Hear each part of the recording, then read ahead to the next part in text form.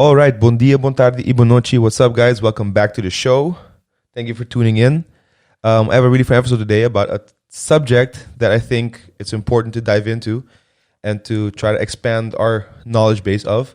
And to do that, I have Luuk here with me. Happy to be here, man. Thank you for coming. Thank you for making the trip all the way to Utrecht. I appreciate it. Feels a bit like home. Yeah. Train ride wasn't too bad with all this Corona shit. No, I got used to it. Yeah? So good. Yeah. Good. As per tradition, I like to just give you the opportunity to just tell me and the audience how we get to from the Antilles, the islands, to where we are now, like your journey. So walk us through it so we can dive into all the interesting stuff you're busy with now. Awesome. So let's take a trip back to 1997. Was born in Curacao, but moved to the Netherlands about, I think, 6 months later with my mom to grow up here, actually near your house in Maarsen. Spent there about 9 to 10 years. Then we were forced to move, not really forced, but we made the decision to move to Curacao. The idea was to go for 1 year, spend all the money that we have, like a sabbatical, and then come back. But she promised me a dog, and as soon as I saw the dog, and I also got a wind bug, so I was like, it's over, I'm going to stay here. This is paradise. I have a dog, I have a sea close to me. So we stayed there for 8 years. She still lives there. Which neighborhood? Sun Valley mostly. We moved like 7 times, but we ended up in Sun Valley, and now she lives in Punda, actually. Okay. We lived in Sensatides for a time as well, but she lives in Punda now. Okay. And then, you turn 18, and then you should go abroad if you want to go further. I really didn't want to go. I felt perfectly in my place in Curacao. I was doing karate, was giving boot camps, I was living a nice life.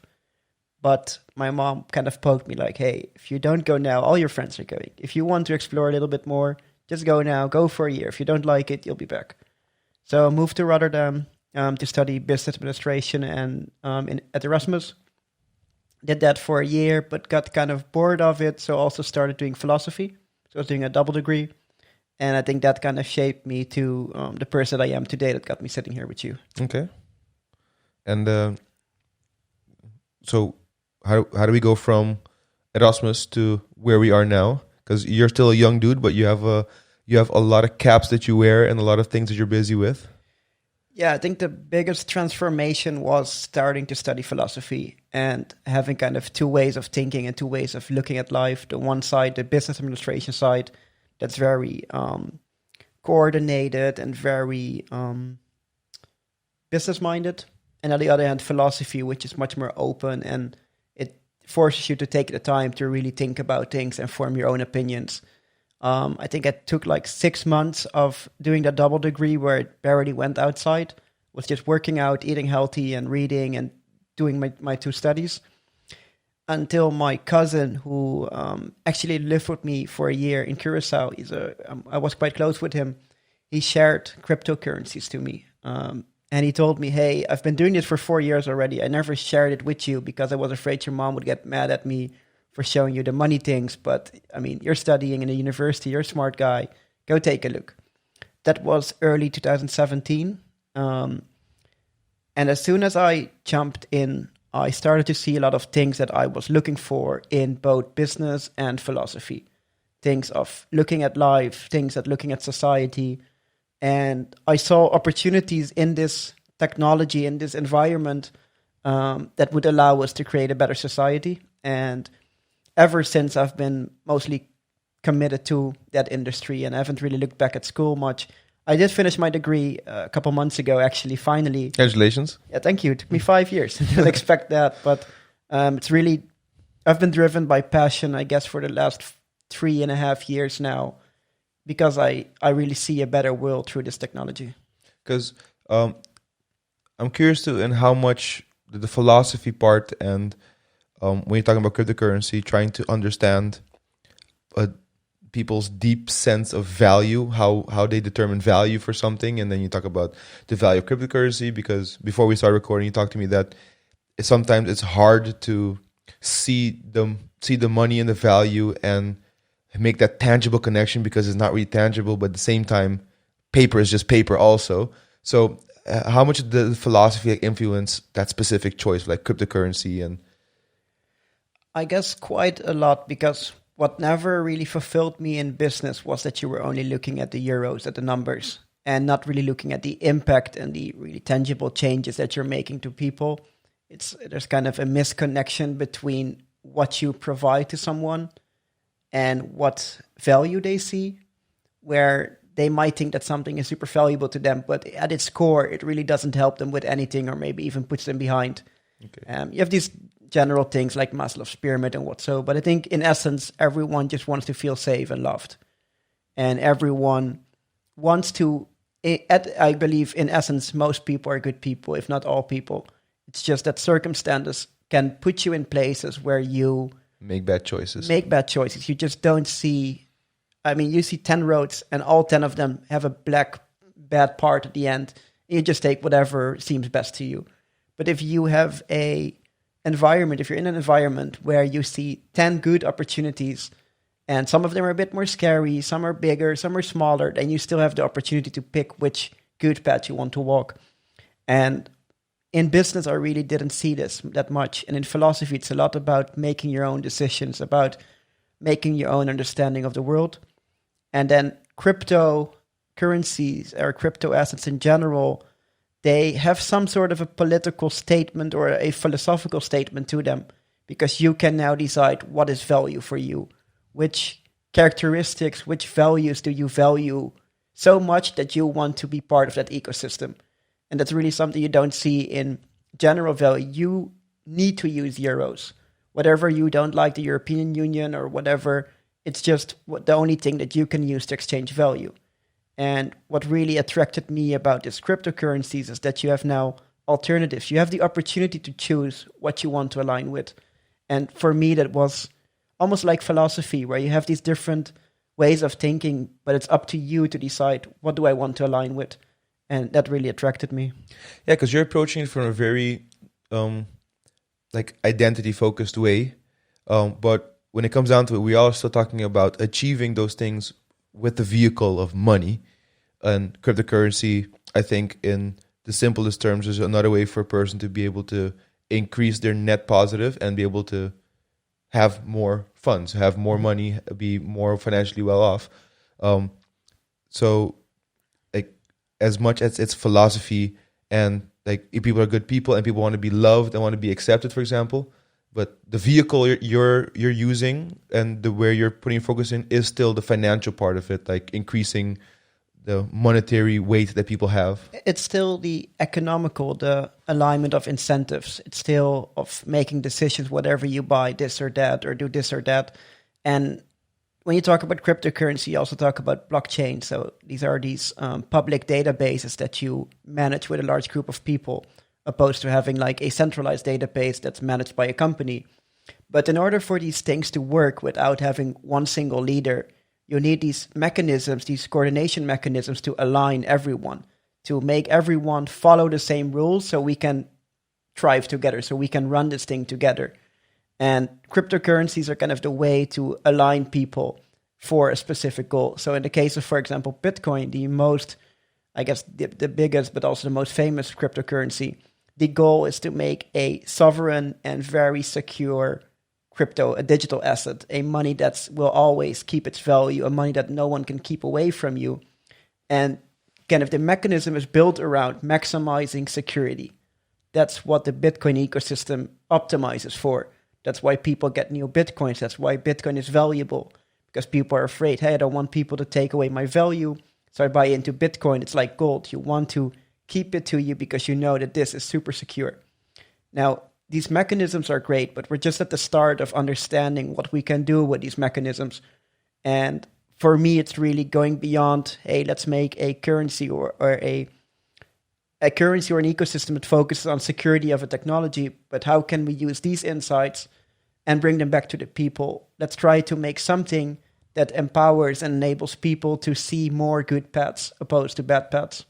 And that's where the little piece of philosophy comes back in to, I guess, create more awareness so that people can hopefully make better choices or not make poor choices because they just don't know better, or their circumstances, environment creates that for them. And that is a perfect segue into the big topic that I want to talk about is how for you that connects back to the islands and your roots and all the interesting projects that you're busy with now.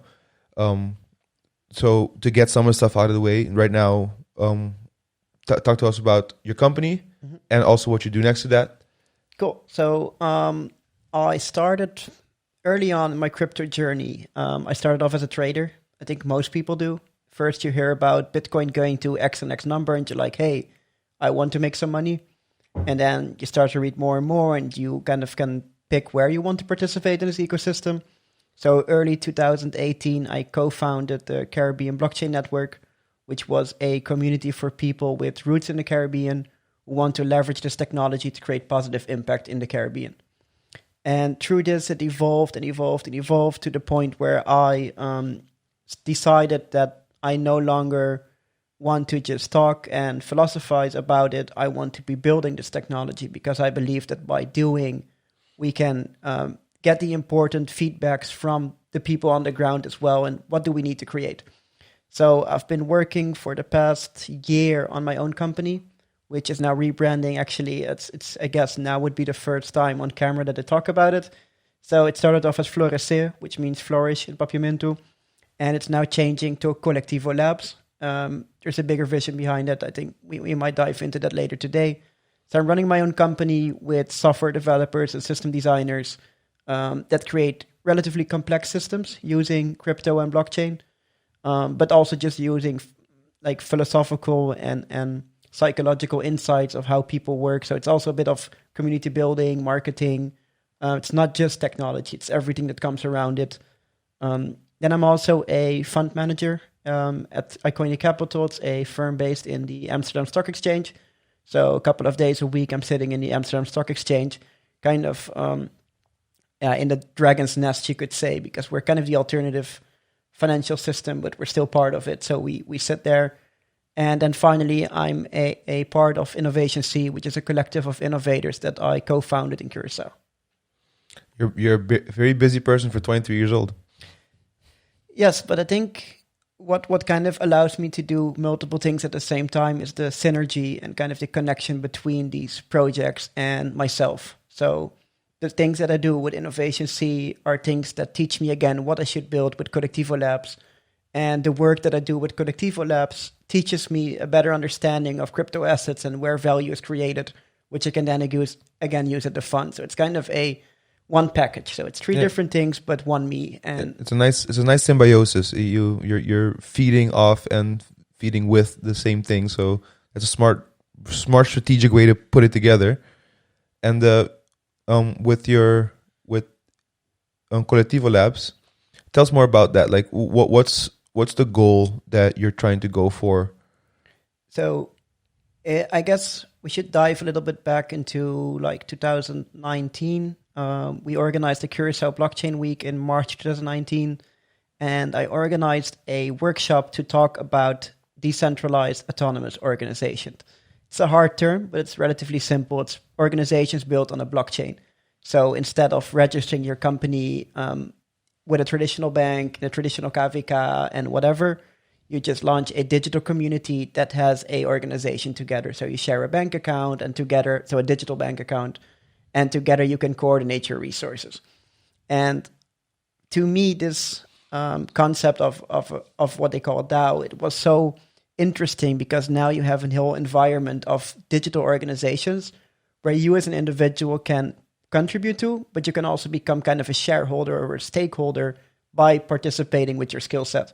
So I gave a workshop about that in Curacao, and the feedback was really good. People, it was called the Future of Organizations, and people started to realize, and I think they already knew, that the way we organize most organizations nowadays, which is still very bureaucratic, a lot of systems that are in place to kind of keep people in check and balances, but also by creating all these layers, you kind of get disconnected from your end result. Maybe if you're a company that wants to educate kids, but you have 4 or 5 layers of different employees, the moment the end product is made, there's already been decision making and meetings and all these things that cost a lot of money, but in the end don't make children study better. Yeah.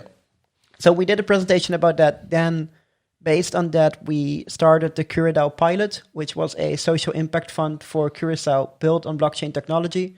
So we actually used the technology that we spoke about to get about 50 people in there, and all participants got an equal amount of voting power. So there was no leader, not even me. I got the same 2.5% or 2% of anybody else. And anyone could come in and propose a social impact project for the island. And then the community could decide, hey, is this a good project? Are you asking for too much? Are you able? Are you capable? And then it would get funded within 4 days. And we did this for about 6 months. Until the end of 2019, we actually had a couple of different groups coming in. One that I loved was Youth for Climate. It's a climate activist group of mostly teenagers in Curacao. And they have a big following, but most of them are 16, 17 years old. They're too young to start a stichting. They might not even have a bank account. And they already worked with the government and other organizations, but no one was able or willing to ask them, what do you need to build it out yourself? They were mostly being invited to projects opposed to giving them the ownership and empowering them to create something themselves. And they were looking for that. So they did a grant by us. They didn't even ask for much, maybe $200 or $150. And they organized a big beach cleanup with over 70 people attending and a lot of social media reach. And I think in the end, we had about 70 bags of just pure trash that we picked up from Caracas Bay. But we went beyond. We went all the way to Bahia and the back, and we cleaned the whole area in like 5 hours just through the small amount of $150. That's nothing. Like if you would hire people to do that same job, it would have cost you a couple thousand guilders maybe. At least. At least. So that inspired me to continue with this vision. Then we started working on our own community currency. So it's a digital currency that is run for the community. We worked together with some developers, and they designed this thing we call Curadai. It's a digital version of the guilder that we now use within this ecosystem to reward contributors or individuals or even organizations that do something positive for the island. So this continued until during COVID, there was the CT Innovathon. CT is the Curacao Innovation and Tech Institute. They organize a yearly or bi-yearly Innovathon for projects in Curacao. And we participated and asked ourselves a couple of hard questions. I think the biggest thing was, why aren't people using our technology a lot? We believe it's a good addition to the island, but what are kind of the bottlenecks? And we came up with this concept we call Colectivo, which is a combination of both, of the community currency and this mechanism to distribute funds to the right projects. And Colectivo is the reason behind Colectivo Labs. The intention for Colectivo Labs is to build out this vision of Colectivo. It's a social impact economy on the island that's run completely by a community. So it's not one organization or one company that does this. It's an ecosystem of different organizations. You could be a donator, you could be an individual contributing, you could be an organization. And not just only thinking about money, but if you have a company that has, for example, bulldozers, now you would rent them out to people, but you might want to give it at a discount or maybe for free if you know that this is going to be used for something positive. And really creating this ecosystem is what is kind of the end mission of Colectivo Labs, is to help build out whatever technology, whatever processes or methods that are needed to turn this vision of Colectivo into reality. Okay. So walk me through how it would practically work, because you're talking about a social impact economy. Does it piggyback on the traditional economy? Is it meant to replace it as it is now? It should function as a complement, not even as an alternative, really as a complement to where the current economy fails. And that mainly means where there's not enough money to be made in a specific industry, but it's still very relevant for the well-being of the people. That's really where Colectivo would fit in. Do you have an example, toevallig? I think the cleaning beaches and just in general pollution is an area where there's not enough money right now. People don't see it as a tangible business. It's more like, oh yeah, you clean beaches. Yeah, that's stuff for rich people. Rich people like to do that in the weekends, but it's not crucial for our islands. But sustainability and this whole, basically anything that comes with it are crucial, not only for the island, but for the whole globe. And these areas, if we can help incentivize good behavior, could have a positive impact for sure. So it's really these areas where the current economy just doesn't value it enough, is where Collectivo values social impact. So anything that doesn't make it would hopefully become feasible within Collectivo.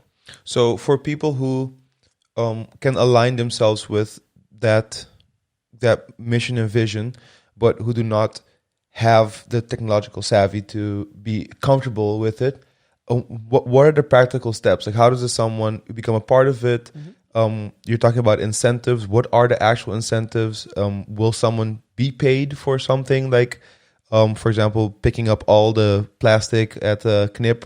So can you walk us maybe a little bit in layman's terms how exactly that process would go? Definitely. So I can describe how the current process goes. And the future process still has to be created, also based on feedback. So the people that try it out now, please let us know your experiences. I can already say that currently you need to be somewhat tech savvy to get through.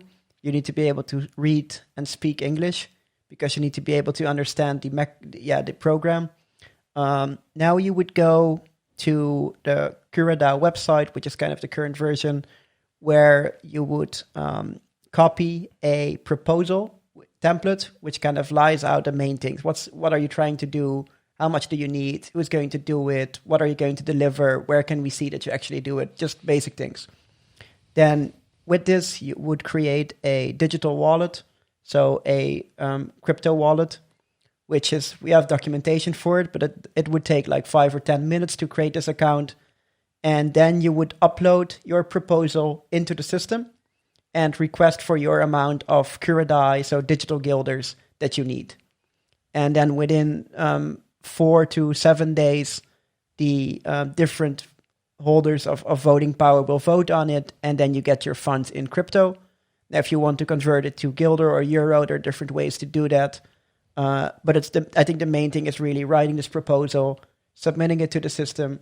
People vote on it. If it passes, you get your money, and then you decide what to do with it next. And then ideally you come back after, whenever you complete your proposal and you're like, hey, we ended up doing this and this and this. And then you could ask for another proposal or, just continue that way. And again, for people who are trying to sink their teeth into it, where exactly does that money then come from? So is it an initial pot that gets built up and they get distributed and is it intended to grow as projects create impact and create more funds? So in the pilot that we currently have, it was an initial pot. It was like a donation pot, but along the way, we also got more donations. I think the biggest donation that we got was about, $1,000 or so. And those are mainly from people that don't even live in Curacao, but they support the movement for the sheer fact of the innovation that's happening and because they believe that these are the right mechanisms to help people. So it starts up with a pot and then it slowly becomes more empty. And I think this is also a challenge for the next version of Collectivo, where it should be sustainable, or how we call it, even regenerative. That means that with the energy that we put in, new energy is created and even more energy is created. So it should continue to grow and grow and grow without needing any outside input. But in the current design, it's really just a pot of money that slowly trickles and becomes empty. But still contributing to important projects, of course. Definitely. So it's still effective. It's still and worth efficient. it in that sense. Yeah, like I know a big amount of the foundations on the island, for example, don't fill in their balance sheet at the end of the year, and you really don't know where the money is going. In this case, you have a clear feedback loop. The beauty about this technology is that it's completely transparent and it's also secure. So you know for sure that the data that's on there has not been tampered with. That's a core function of this blockchain technology. So you know for sure that this $1,000 or whatever amount we put in there is going to be effectively used for impact. And that's already a big thing. Yeah. But I mean, we both understand that is limited. You can only do so much with $1,000. But if that $1,000 can grow into $1,200 while also creating social impact, then it can really continue to scale. And that's a model that Collectivo hopes to create. So let's say that some everyone who might approach Collectivo, I'm assuming they have the expectation of creating positive impact. So what would be stopping someone from making that step, from approaching that kind of organization? Like, what are the hurdles for people on the islands, let's say people from Curacao who have what they feel is an important project, they want to do it, but they want to do it in your way, they believe in that. What's stopping people now from doing that? Do you feel, are there hurdles? Is it a slow start? Definitely a slow start. I can give you multiple hurdles that we kind of stumbled into. I think the foremost hurdle is the fact that people aren't used to being in charge. Being able to take the lead and submit a proposal is already something where you need to take ownership or leadership and say, I'm going to do this, I want to do this. And that's something that a lot of people aren't comfortable with because they're used to being in a system that kind of gives you negative feedback if you fail at something. I never thought of it that way. I had a few assumptions in my mind, but that one is actually the proposal by itself. It's scary. Yeah, for if that's not your comfort zone, and the fear of failure, fear of being dismissed, that by itself is indeed. I'm actually surprised I didn't even consider that. Yeah, and I mean, those are the things that you can just only learn by testing it out and seeing how people react. And right now, I think maybe 15 or 20 proposals have been submitted. And I think 70 or 80% are by people who are either an entrepreneur or already are leading an organization. And it's really a characteristic that we're seeing over and over again. It's those individuals that already feel like they don't have to worry about what others people think because they know what they want to do and they submit a proposal. And this is, I think, kind of bringing it back and why I'm also so happy to be chatting with you, because Collectivo is not about just the technology. It's about creating this environment where anyone would feel comfortable enough to come in and submit a proposal, where anyone feels like, hey, I can help and I want to help. And it's cool to help. It's not a negative thing to be good. It's a good thing to be good. And you can get also social reputation kind of by doing good things. And I think that's another kind of big challenge here is we talked about value. Before we didn't have the Curadice or the digital guilder. So people needed to ask cryptocurrency, which was another hurdle. They didn't understand the value of that. Now we solved that with having kind of a digital, something that kind of mimics the guilder so they understand how it works. But another issue I think around that is the kind of the uncertainty around the legal things in Curacao. So it's quite hard to cash out crypto. It's almost impossible, actually. We have a lot of bank regulations, and also the government is still kind of in the middle. You can do it if you're a professional, but if you're a sort of quote-unquote retail or just an individual, they would rather you not touch crypto. That's also kind of a big hurdle there where that luckily is I believe, being fixed sooner than later. Is there a main reason for that? Because I can't imagine a reason why you would want to keep someone away from money that doesn't get taken away from you. Or maybe I'm just looking at it too simply. You're looking at it from an individual perspective. And I guess a currency is crucial to a local economy. Of course. And if you don't completely understand what you're getting yourself into, what the alternatives are, what the impact will be, I can understand why it's scary to a lot of people. If you have your system built here, and you see this new thing coming around that is taking people from your ecosystem. So that's it. So the fear of less guilders being circulated because more crypto is being circulated. To a large extent. I think there are a lot of different reasons for it. I think the main thing is just not understanding and rather being cautious, which is fair. I mean, they have to protect our economy but I really believe, and I'm also experiencing that the dialogue is getting better, also here in the Netherlands. And this is something with the internet, right? Once something is out, it will not disappear again. No, it will be forever. there. It's there forever. So can't hide it either. You can fight it, but it will continue to exist. So you might as well just roll with it and work with it. And I think that's also kind of the approach that we hope to take with Collectivo, is not bring and design and create this by ourselves, but really working with local institutions, but also international institutions, international tech companies to bring this to reality, because this vision is not something I can create by myself. It's also not something that I should create by myself. If this is not co-created, it doesn't work. If you cannot understand it and feel aligned with it, then it's going to fail. It needs to be for each and every one for it to succeed. And And maybe that's another thing that kind of is holding us back now. It's just the complexity of the technology and everything that comes around it. The fact that you have to ask me, someone who's less tech savvy, can they participate? It's because it is indeed quite techy, and you understand, and it's something that we, again, that's the reason why I started Collectivo Labs. It's something that needs to be worked on. It takes many, I guess, even years or at least versions before you get to something that people can understand. And I guess most people just use very well-designed applications, multi-billion-dollar organization applications that are so simple and so good that bringing them something that's just not as good yet, it's quite hard. So a lot of hurdles. Yeah, not everyone's comfortable with early adaptation of things, but I think the perspective and the mindset that you guys are going after is something that I can imagine most people on the islands could stand behind. Besides the oldest generation, I think everyone can see that there's a lot of potential on the island, and there's no reason why we shouldn't be innovation forward and technology savvy. So it sounds like really important work, and it sounds also that philosophy part is still coming back into it, because you're talking about a very technologically heavy topic, but the idea is still that everyone can benefit from it, everyone can come into it, because if the biggest hurdle in the beginning is submitting a proposal, then it's not as if it's not supposed to be accessible for everyone, because the importance is social impact and having a non-traditional bank regulated way of having support for that. Mm-hmm.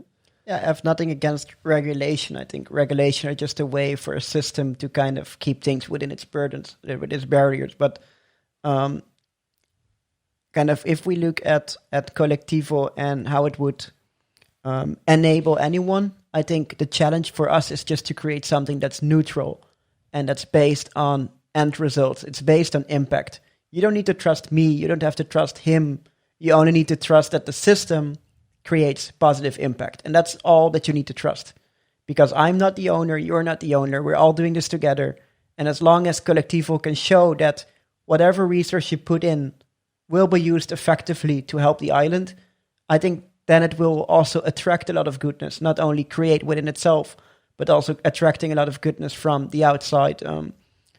Also now working, just a month ago, we did an exchange program with one of our food forest guys. So one of the projects we did is we create food forests.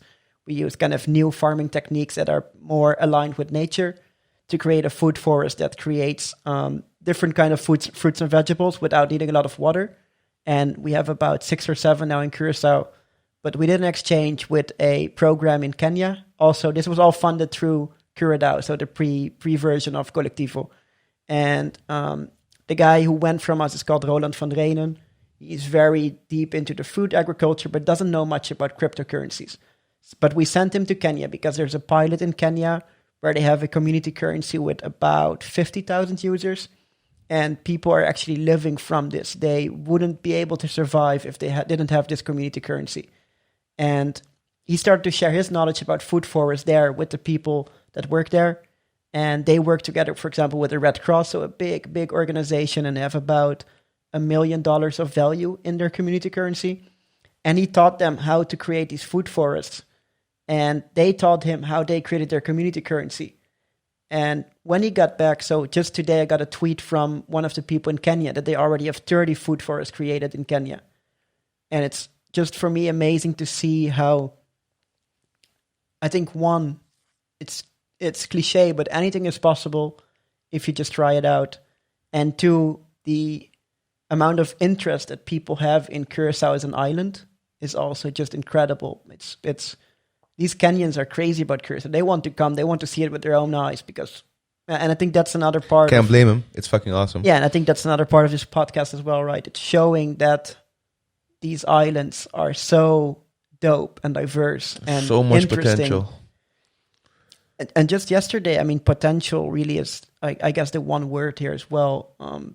The islands are this, at least that's how I see it as an innovator. For me, Curacao or whatever Caribbean islands for that sake, I guess, is so interesting because there you have a decent environment to create something that hasn't been created before, because the needs are there, but the resources are also there. We have the talent, we have the people, we have the capabilities, but we also have the challenges that you would see in a place like Africa, for example.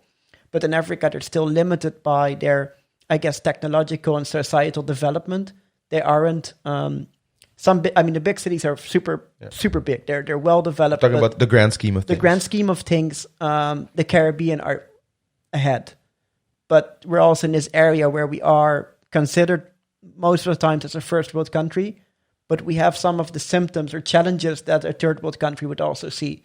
And I think that's kind of the pinnacle of where innovation can really work. We're adopting new things and picking the best things from around the world, can really make a big impact. And what do you think are like the main challenges holding innovation back now? Like if, for example, if next year there are a group of people with a bunch of money, they want to innovate, they want to grow, they want to change things, what's going to be the thing standing in their way? What's something that needs to be shifted before there could be we can go into the next gear and really start innovating? In your opinion, of course. Yeah, of course. Everything is in my opinion. I guess it's fear. It's negative feelings that we want to avoid. And like risk, then. Risk, but I think mostly on a social level. The risk of not being accepted or being even physically attacked for getting out of the comfort zone. And this is something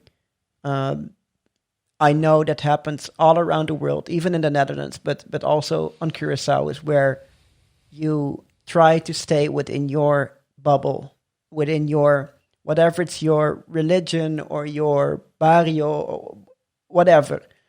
And especially, I guess, in Curacao, there's this mindset that you should stay with the people that are loyal to you. Why are you helping a stranger when you could help your primo? Like, why are you doing this with them? See, if you could have done it with me, why are you making money or doing things with other people? Yeah. And I think it's this understanding that whatever we're family or whatever, it doesn't really matter in the end when you're working together. You should work together based on values and based on a shared outcome. I mean, we have so much, for such a small island, we have so much diversity, but it also kind of translates back in different groups with different wants and needs. And I think the only thing that we are really, really missing is a shared vision. I mean, look at Aruba. They made this vision that they are the happy island. They're one happy island. Everyone agrees. One happy island. The whole island is one happy island. Whatever you're living on, left or right, or whatever, where you come from, you know you're part of this one happy island. And for the most part, at least on the surface, they do pull it off. Yeah, especially. Yeah, and I agree on the surface. Of course, you can never get everyone in a system, or you could, but it's currently just not happening. But on the surface, they do make the shared vision, the shared statement. And just yesterday with Innovation C, where we're hosting a digital conference with digital nomads. And they said that the one thing that they would like to see changed on Curacao is service, where it should not feel like you're bothering someone from a company to ask them, hey, unda whatever da. And they're like, ach.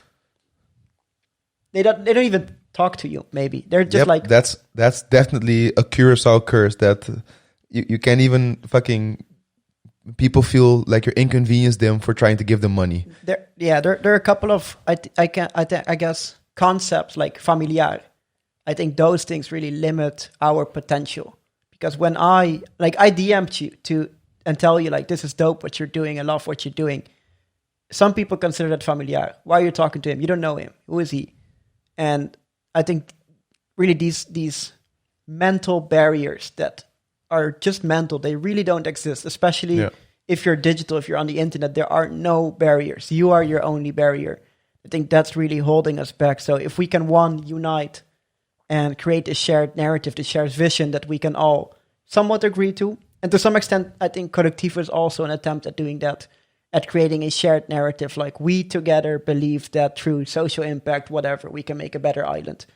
And then second, it's really on an individual level, helping more people get out of that mental closet, I guess you could even call it, this mental place of darkness and seclusion that they're stuck into, and they're not to blame. I mean, they are part of a system, and it's just whatever, they were born there, and that's where they are now. But we can help them get out of that place. And if everyone can follow their passion more and do more of what they want to do, and feel like they're contributing to the whole and they're meaningful, I think then innovation is already there. I think that's the biggest innovation that we need. Because like you said, we have all the tools and means we need to innovate, especially when you talk about the talent and the people. And if you look at what you are doing and the groups you're working with, is definitely not for a lack of wanting to.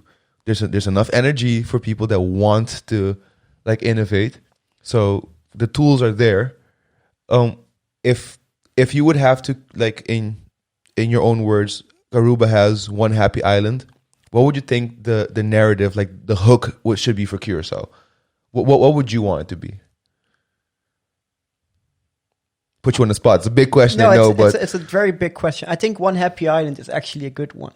Yeah. But we can both share one happy island. Version 2.0. But in the end, my end goal for me would be for everyone in Curacao and the island itself as well, so the bioregion, to be good, to feel good, to have a happy life. I guess one happy island really is killer.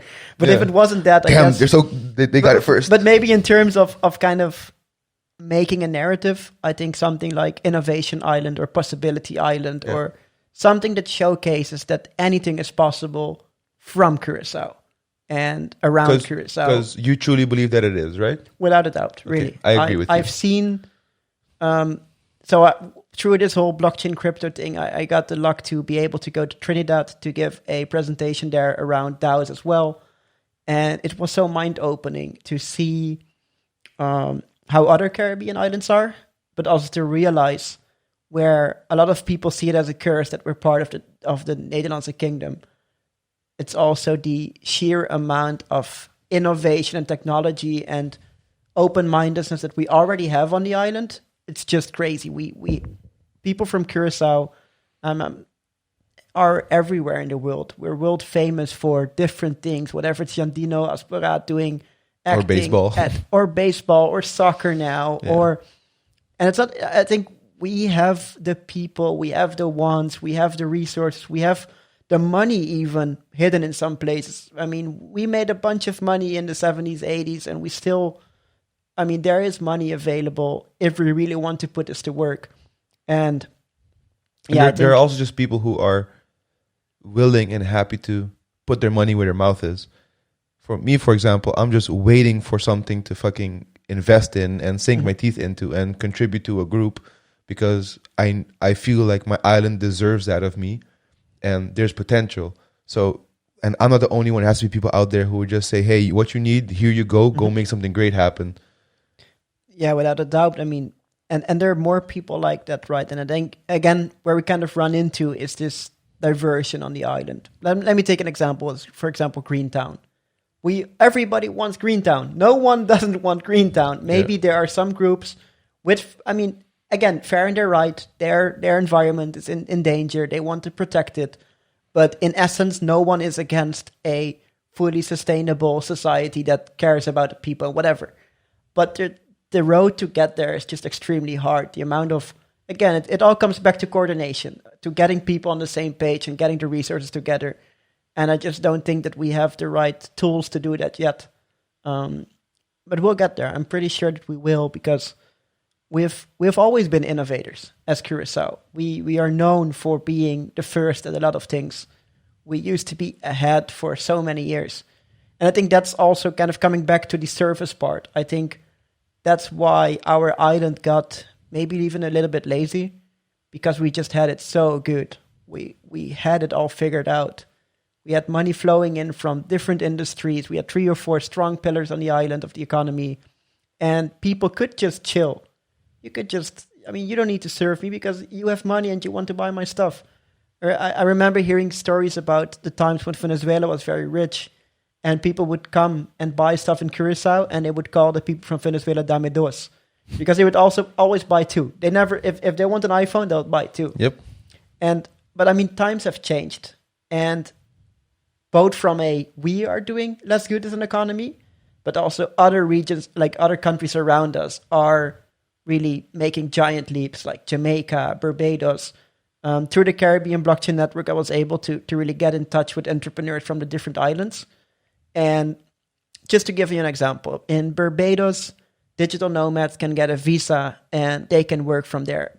Bahamas, same thing. They're doing digital assets. They're doing so many different things that we used to be doing first back in the days. But now they're on par, even ahead of us in some things. And if you look at larger islands like Jamaica, they have a couple, I believe, more than 1 million people living there. Same Trinidad, 1 million people. Like, we're not going to be able to stay ahead forever. We need to look at ourselves and say, hey, how can we, first you as an individual, but also us as a nation, how can we improve? And how can we shape up to provide for everyone on the island and in a healthy and sustainable way? And also, more specifically, Curacao should already be the hotspot for digital nomads. It's a tropical island. It's fantastic. Great food, great people, great weather. I mean, you would think that it would be a perfect place for someone who just needs a laptop to earn their money. Yesterday during the conference, they gave us 4 reasons why it's not. And actually 3 main reasons. And one of the 3 things was opening a bank on Curacao is extremely hard. Now, if you've ever tried it, but from a company, it takes weeks. Shameful. For a nomad, that's a silly reason. For a nomad, that's horrible because you need to be able to do your business. That's why you go there. Second, there's no real... Getting a visa is also relatively hard. It's not as simple as in other places. And also, Curacao is not cheap. If you pay rent... They asked the lady who was on the digital conference yesterday, what does she spend all the money that she earns from abroad? Where does she spend it in Curacao? And she laughed and said, rent. Jesus. Because Curacao is expensive. That's true. That's absolutely true. I was speaking more of the aspect of if you look at it as a destination for that type of work. Mm-hmm. And I'm biased, of course. I love the islands, but a tropical island with great food, great people, great atmosphere. You would think that it would be a place that people who just need a laptop to get work done would want to be at. And the good thing about digital nomads, in most cases, is that their income is not another person on the island's output. So they earn money from abroad, but they can't spend it on the island. So it's a really desirable circulation of money in that sense. Definitely. But we could all be... From that sense, getting money from abroad, I think that's something we should do more in general. I agree. And there's this national innovation strategy on the island that's built around export. But I think we should even look at it broader and see almost anything that you do online as export. I mean, you and I sitting here, this is a product that you could do. I mean, now we're sitting in the Netherlands, but this could have been on the bow. Doesn't really matter. And anything that you can do online, not just technology. I like to talk about technology, but digital entrepreneurship, whatever. It's an Instagram account about dogs, or you sell digital art, or courses, anything. There's so much you can do out there. And also looking back at opportunities, there are so many opportunities on the internet, different types of people that will value whatever you do. Maybe way more than the people on a small island can do. You cannot create a market when you have only 160, 170,000 people. But if you're into making paintings of dogs, there's a whole industry out there on the internet. And I think, especially being on a small island, we have been looking very inward for a long time. But now it's time, I guess, to realize that the world is super connected. It's hyper connected. It will not turn around and not be connected anymore. So we need to take the benefit of that and look much more outside, while also looking at ourselves, like, how can I be valuable? But looking at where can I get this value to be purchased or adopted. What's the next thing for you, like when it comes to creating social impact on the island? What's something maybe you're working on now or you're planning to do? Like, what's the thing you're going to be like flexing hard on for the coming period? Yeah, I like to take this moment. So yesterday, during the digital conference, we announced Curaçao's Pioneers. It's a proactive talent pool and community for people all around the world. You can either be on Curaçao, but you could also be in China, Netherlands. It doesn't matter, as long as you want to commit to the socioeconomic development of Curaçao, or you want to provide your services or expertise to local individuals or businesses to help them become more, let's say, globally relevant. So we launched this talent pool yesterday. People can already sign up if you go to the website innovationcure.com or just look on Facebook, LinkedIn, whatever, Innovation C, you'll find it. And this is, I guess, the next step of activating people. Like I said, with these proposals and this whole system of Collectivo, it's great, but it will take many, many years before it's there. But the island needs us now. We have always been innovators, but we are in a hard spot. The economy is in a hard spot. We cannot deny it. Wherever you are, I don't care where you were born, where you're living, but if you care about Curacao and you want to contribute, join the Curacao Pioneers group. We hope to build a community. I mean, you're one of the best at building communities and building a narrative around it. But we really hope that this turns into a vibrant community where people can learn from each other and really bringing it back, taking away that fear of doing something, taking away that fear of contributing to your island. Almost anyone who I spoke to here in the Netherlands, they want to either go back one day, or they want to help, but very few of them actually do, because they see so many barriers and limitations. But it's not there. Join the pool. We'll even match you with an individual to mentor, coach, or match you with a business that needs you, or whatever you need. If you want to work on the islands, I mean, those are also things that we should be able to do together. Because in the end, I guess anyone who has ever been to Curacao will have a special connection with it. Absolutely. It's magical. It is magical. Even if you leave the island, it never leaves you. Yeah, and that's a good and a bad thing, right? So I think how I see myself as kind of contributing to bridges, creating more and more bridges for people to give back, but also for the island to continue to be meaningful to the world. And with that platform, is it also for people who just want to be part of the movement and be inspired and be motivated? Is it only for people who want to contribute or give something? Or can people who are just fans and they're supportive and they just want to share stuff and watch and clap hands? They can definitely join. But I think the end goal really is to also activate them. And I mean, you don't have to come in and know exactly what you want to do and where you want to be. But by just being supportive is already a big part of it. It's also something we see in the digital conferences. We have maybe normally like 70 to 100 people watching, and just clapping for a speaker or telling them you did great, it changes the whole mood. People feel good. You feel good. So if you want to join Curaçao's Pioneers just to be around and watch what's happening, I can assure you that maybe within now in a year or now 5 years, you will see something that you potentially like and maybe end up working in Curacao again or living there or whatever. Yeah, because one thing I've learned through all the struggles of being an entrepreneur is that positive action is very contagious. It's very contagious. It's hard to not be inspired. It's hard to watch people, for example, speak and dream and do the things, for example, that you do, and not want to have their hands in it, not want to put a brick down to build something. So I think that by itself, you're going to be inspired by association only. Yeah, definitely. So that's awesome. So give us the link one more time so people can go look at it. So it's Innovation Cure. So innovationcur.com. And if you're really, really excited, you do /Pionero. And then you'll find it. Awesome. It has a nice type form and everything automated. You'll get a welcome message. You can get access to the Facebook and LinkedIn group. We just launched yesterday, so there are maybe just a couple of 10 people in there. But the idea is to grow to at least 250 people and then really start matchmaking with local organizations, local individuals, and local projects. That's awesome. I think I also just want to, in general, on behalf of everyone on the island, just thank you also for that, the mindset you have, I won't call it urgency, but it's a positive urgency to want to create those bridges and make the change and give people the opportunity to also do that. So that's a really great thing you're doing. I think it's important. I think it's fundamental for what we would need to have for the future of the islands. So do not stop. Do not slow down. I mean, I always say, step straight onto someone's throat. So go all in, because I think we are yet to see all the awesome things that can come from it. Yeah, thank you so much, man. Right back at you. I mean, you're also, especially this positivity is contagious. What you're doing with this podcast is as important. You're also part of this already. We're doing this really together, because sitting here again is also this kind of confirmation for me again, and this drives me to go all in. And these kind of things, you're helping others as well.